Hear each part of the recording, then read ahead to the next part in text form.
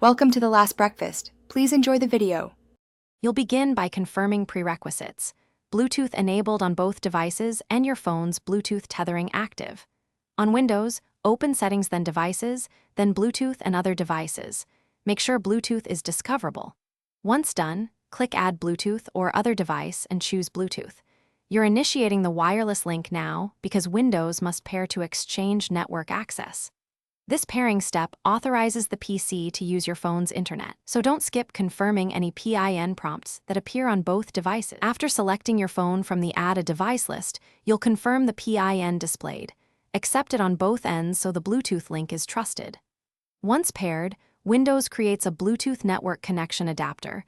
Open Network Settings, then change adapter options to see it. Make sure that adapter shows connected.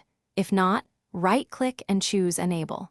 You're configuring the pathway that carries internet, so enabling the adapter ensures Windows can route traffic through the phone's tether rather than a different adapter.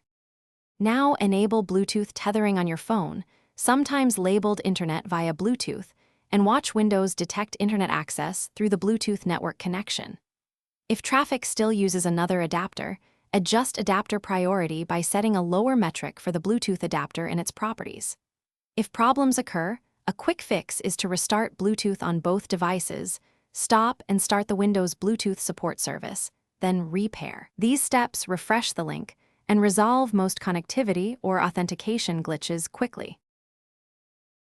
Thanks for watching. If this was helpful, leave a like and consider subscribing. See you next time.